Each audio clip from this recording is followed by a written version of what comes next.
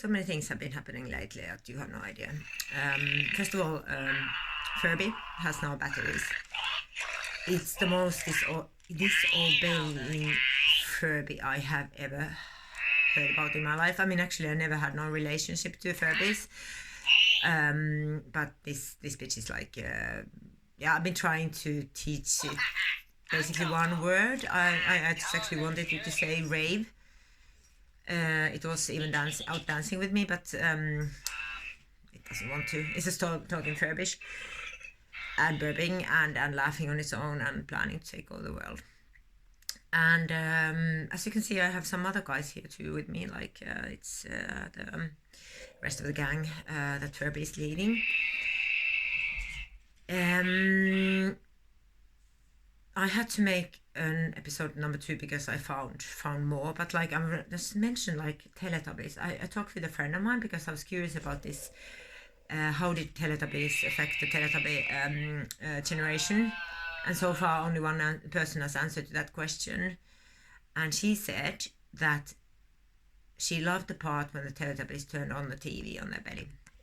So basically once the TV, the real TV is, oh my god, that Teletubby, oh no, that's Furby, it's crazy.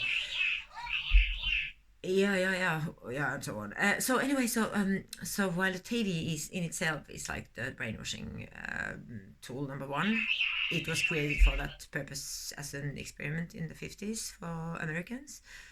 It's still in use and functioning and fully functioning. My best advice would be like to get rid of the TV, like burn it, jump on it, trash it, sell it to your best enemy or whatever. I don't care. Just don't have it in your household because it will fuck up your life. Do something else, play with your Teletubbies or whatever. But anyway, so the Teletubbies, she loved the part when the Teletubbies turned on the TV on the belly. So basically it was a double brainwash situation with the Teletubbies. So that's the proof that 42 and the gang definitely were planning on something, like making the kids brainwashed and stupid from the tiny ones. And they might be still on that mission, but of course they are not so popular anymore because someone else took over. Then we have these guys who asked the newest generation who has the children to eat the ice. They are now, yeah, there's a lot of them in my flat, as I mentioned earlier. So this was like, okay, this I already talked about, but then disappeared, this guy. Yeah, the only sentence that Furby actually can say is Muda. So 2 words, it's not even a proper sentence. And it's, it's like kind of a broken German saying that he's tired and then he's pretending to sleep. I don't believe it's really sleeping, it's just pretending.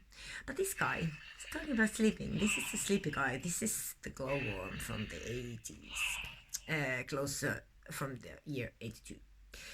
Glowworms, they spread in the babies' beds everywhere, were super popular. It's some sort of like, I don't know, like there's like these right kind of toys that are like suitable, like you should give these certain kinds of toys to your children because there's like the right thing to play with, according to some circles. I don't know, like some sort of alternative academic children education circles. I don't know what the fuck they're called. So these glowworms were put in every baby's beside their head, like, ooh, the glowworm. And it's actually glowing, except this one is not, because I need to figure out what batteries it takes. So I don't know if it functions, but they're actually a bit worth of some money because it's the original bitch from 82. So I haven't really decided if I should just be a cool person and sell it or pimp it up a bit, make it to a harness and sell it that way just to some of the raver friends I have. I don't know, let's see. But anyway, so this glowworm epidemic thing was functioning like they're actually poisonous, because that was at some point someone figured out that there's poisonous stuff in the head. So the babies had been sucking up the poisonous glowworms for I don't know for how long.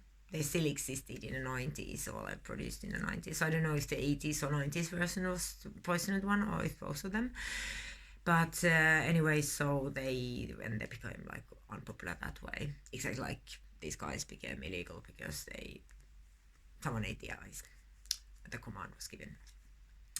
So I don't know how it was with you who maybe were in the target group of the glowworms. Are you still alive? Is there anybody out there who's like a glowworm baby generation? I want to know if you are one of those, and how has your life been? Are you like healthy? Is there any permanent damage? Are you okay? Were you traumatized by this guy? What else did it do with you?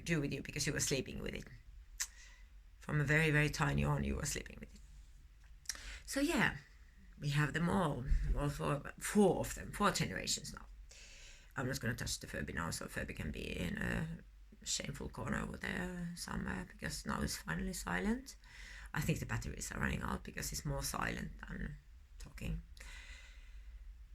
And then I had to do some research because I was thinking like, okay, so this started in 82 with the glowworm epidemic, so like the conspiracy of glowworms, these actually match really well together. They could all go dancing together.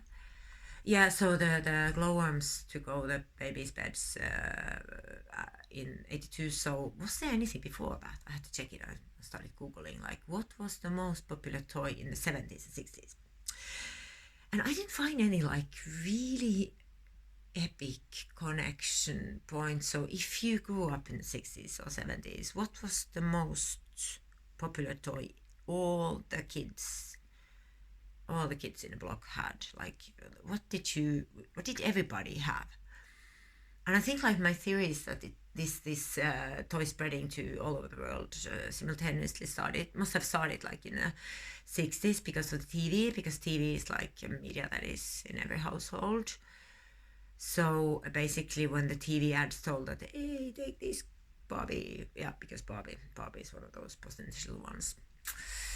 Take this Barbie and you have to have it. And then actually Barbies really, like, they really took over the world, and they're still doing it. So there is a possibility that Barbies are actually part of this conspiracy. At least they have been like destroying the body image of children like for decades.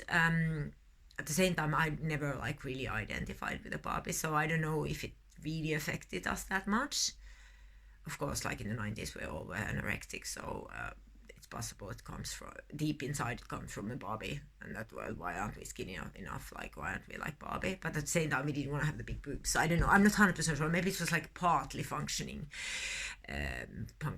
conspiracy, that we all try to kill ourselves with no food, not eating anymore because we were affected by the Barbie. Oh yeah, and another thing I came to think about, Pac-Man. Pac-Man really, it wasn't like a physical toy, but it must have done something with us. It could be that like the techno generation actually, the original techno generation actually is affected by Pac-Man, because there was like repetitive music and these creatures were moving inside of these tunnels and stuff like that. So there is a possibility, but that was not like bad influence. I think it's something opposite. So I don't think that's so horrible thing to happen. I become like a techno fan. I think it's actually a good thing. So thank you, Pac-Man, for putting us to that direction. But yeah, Barbies and definitely My Little Pony. Those were like, if those were the bitches who were trying to take over humanity and do something with us, they definitely were targeting girls.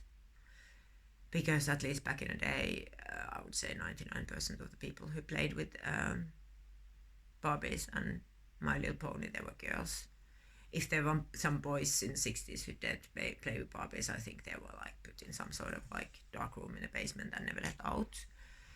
Or like put in some, I don't know, school where like the priests were beating them up every day until they didn't play with Barbies anymore.